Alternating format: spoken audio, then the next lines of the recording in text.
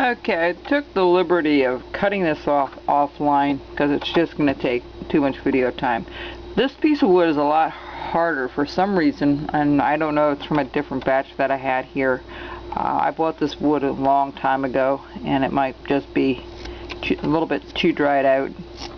But anyway, what we're going to do is, once you have this cut out and the bottom, the trim out here, what we're going to do is we're going to start following this trim. We're going to give it the brim here. And in fact, let me think here a little bit. I think what we're going to do is, they have a hat that kind of comes up a little bit. So we're going to just make a little bit of a curvature here on the corners. Not by much, just a little bit. Alright? And we're going to bring this down to match that. We're going to just turn it up a little bit. Alright? And we'll match this down here on the back side, you'll see. Because I think their hat's a little bit different. What it is, it's going to be wider. On this one it's straight down and straight across. The brim here on a lot of the Leprechauns, it goes up a little bit. So that's what we're going to do. Just where it goes up on the sides, it's flat on the front sides here. And we're going to try something a little different. We're going to bring the hat inward a little bit more. So it's wider at the top and thinner on the bottom. So that's my plan. So let's try that. Let's bring this up. Let's just cut this out a little bit and cut that corner upward. We're going to try something a little bit new. I haven't tried this before. So I did a Leprechaun before, a long time ago. I have it on YouTube. So now you'll have two different types of Leprechauns that you can try to make and see how it goes. And then we're going to go up here and we're going to just go down. Okay, we're going to bring this very carefully. Okay, you're going to do little pieces, because if you go too hard, you're going to end up chipping this out, and it's very important to just take your time. Okay, see how we're starting to, and this is really going to go down kind of deep, so we're going to take that all the way down. Alright, and we're going to do the same thing over here. We're going to go up here, and what we're actually doing is we're going to bring this up like so. Okay, and we'll round it up, and we'll tweak it a little bit later. But right now, you're just going to take little pieces out, very tiny little pieces, because you don't want to put a lot of pressure on that corner, because if you lose this, you're going to have to end up gluing it back on, and that crazy glue is great for that. So don't worry about how it's really going to look or how it's going to work out. Okay, then we're going to go over here and we're going to take this at the corner, we're going to turn it. Well, let's do this. Let's take this piece right here and we're going to push this in a little bit. Alright, same angle, and we're going to come down again in little pieces, because we really don't want to do anything to chip that out. As much as possible, try to keep and now this wood is really a lot tougher, and I have no idea why. I don't know if it's I thought it was all from the same kind of the same block, or the same batch of wood, and that happens from time to time. And don't be, it can be very discouraging if you have a piece of wood that's not cooperating and it's so tough to cut. I can see why people say, well, who wants to do this? This isn't any fun, do it like this, which I can understand. Now we're going to, remember, we're going to bring this back. So let's bring this back.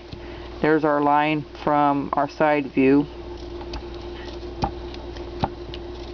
Okay, we're going to just bring this back. We got a lot more to cut here on the bottom anyway, because actually this is going to be tapered inward. We have this straight across, and that's how you would do it for an Amish hat. But with this hat, you're going to leave it wider on the top. We're going to bring it inward. We're going to bring it a little bit of an angle towards the brim of the hat. So again, we're going to take very small little baby steps here, and this might take a little longer, but then you're assured, and well, not 100%, but you're pretty confident you're not going to cut things off that shouldn't be cut off. Okay, the other thing we're going to do, and try to remember when you do this hat, we're going to try to make a nice round hat, okay, at the top. Nice round brim hat. And that's kind of what I did here. I made a nice round hat. We're going to do the same thing here. We're going to kind of mark it off if we can, and it's harder when you have it wet than if you have it dried, okay? If you're not spraying it, it's a lot less hassle to draw these things on. But I find that when you spray it, it makes carving so much easier. You know, the life of a wood carver is so much easier when you can spray this stuff. Alright, so that's what we're looking at. And same thing here, we're going to go here and we're going to bring this up.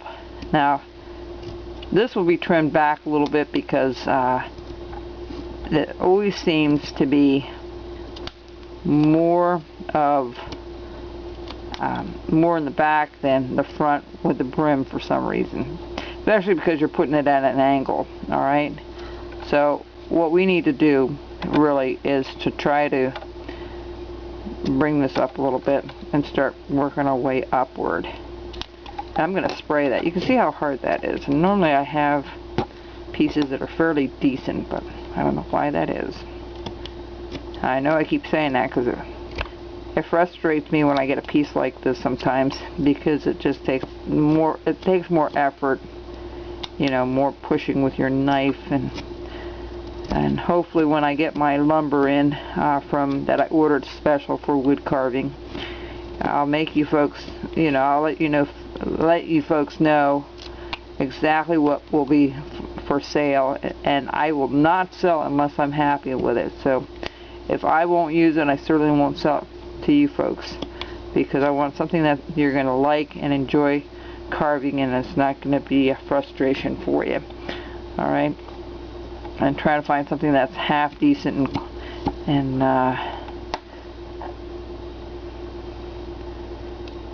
work. Okay, so again, we're going to do little baby steps all the way around, and down here we're going to come up, and we're just going to come up like so. Alright, that's your stop cut, and we're going to follow that down around. See, perfect. That's what we want. We'll figure this corner out later. It might be trimmed down a little bit further. I just want a little bit of a upward motion with it, and this might be trimmed down later. You know, it's better to cut it too wide than not wide enough, because then you have room to play with it a bit, you know, and you can cut it if you need to. So what I'm going to do offline, I'm going to try to redefine these